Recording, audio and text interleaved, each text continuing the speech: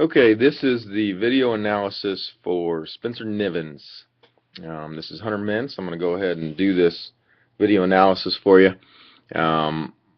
Hopefully I can talk through some things and look at some things and show you some things that you can correct and work on, get better with, and then in turn your dad can also help you with these things too, because it's easier for him to see than you to feel sometimes. I was the same way with my dad. My dad sometimes would tell me stuff. Had a hard time listening, but turns out he was right with a lot of things. So I'm going to go ahead and show you a few things that I think that you could work on within your swing, some things that you do pretty well already, and hopefully you can learn something from this. The way that this will work is for the first 8 minutes or so, I'm going to do a video analysis of just you, just break down your swing and go through the intricacies of your swing. So following that, what I'll do is for the second 8 minutes, I'm going to pair you up and put you next to a big leaguer, and we'll look at what you do similar to what that big leaguer does, that you can do a little bit better of within your swing and modify within your swing. So what I'll first do is I'm going to go ahead and let you watch your swing all the way through in slow motion, kind of so I can do it too.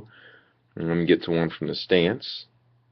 Okay, so I'm going to let you watch this. I'll watch this too and try and pick some things out. This is in super slow motion, so you're going to be able to see a lot within your swing that you normally haven't seen before. I think this was from 3 or 4 weeks ago, maybe week 3, week 4. Okay, so first things, I always like to start with the stance and where we're at in our stance. So your stance is pretty good. The one thing I can't quite tell from the video, but the one thing that I'd be careful of is this right here.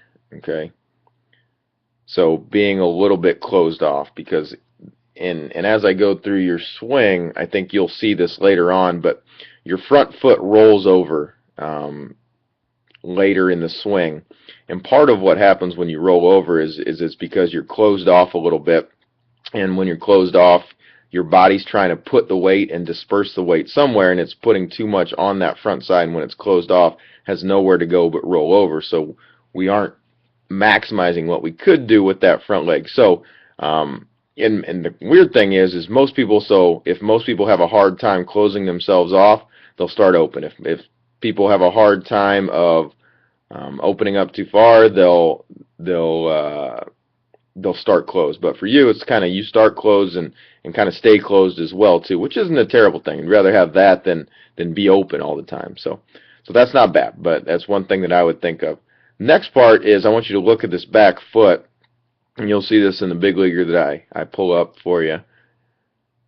But this back foot, and look at how it's directed. If I'm drawing a line from your heel through your toe, it's pointed out towards this guy over here with the blue shorts on. Okay, and so with that, we want to be as efficient as we can throughout our swing and getting our back leg initiated into our swing. And any kind of wasted motion, any kind of time that we create that's extra within our swing, when we get into live pitching and we're facing guys that are throwing hard, that's sometimes where we have to make it up. So we have to do little things within our swing to erase the minimum movements that we don't have to have in our swing. So for this, instead of where that line's pointing right there, we would rather have, if I'm going from your heel, pointed straight ahead. Okay, so just turning that back foot in a little bit, and I think what that does too is it lines your feet up correctly as well. Okay, so there's that part. Second part, what you do really well of is you do a good job of keeping your knees inside of your feet. Okay, you always want to imagine that your knees are going to always be inside of your feet. So that one's really good, that one's really good. Okay, so check marks there. Your hands look like you're in a good, comfortable position. Your head's in a good spot. So the thing I like about it is you look comfortable. A lot of times you'd be surprised with how many times guys get up in a stance and they just look uncomfortable. So that has to be the number one thing. You look comfortable. Those slight adjustments that I make with your feet, I think those would be beneficial for you. Okay, so let's start rolling through this. You do a good job of when you go back. So the separation movement. Okay, the separation then comes from your front foot going forward and your hands going, for you, up, which is fine. Some guys go up with their hands, some guys go back. Now, what I would be careful of is when your hands go up, we want to make sure that, and I was just talking to one of our players about this yesterday, we want to make sure this doesn't get too wrapped. Okay, so the suggestion that I would have is when you take your hands back, either take them back towards the catcher or just take them straight up. Take both hands straight up and instead of taking that right hand that you have and pushing that skyward. Okay, because what that does is you do a pretty good job of getting back to where you need to, but like we talked about, we aren't trying to create a swing that's great for the tee. We're trying to create a swing that's efficient for when we're facing live pitching. And if that barrel gets too far behind our head at any point, what ends up happening is we're creating a longer swing for ourselves than we have to. And your bat path is pretty clean already. You do a pretty good job in initiating the back leg. So this would be the one thing that I would have you work on, is making sure that whenever I'm going back within my swing and I'm taking my hands back, my hands aren't getting too far up and behind my head. Because so if we scroll through and I play this, so you get in a pretty good position, right? So you get in a really good position right here with where your barrel's at. So the problem being is if it gets there, we know how to get there with our body. So we just need to get there a little bit sooner and without the stuff in between.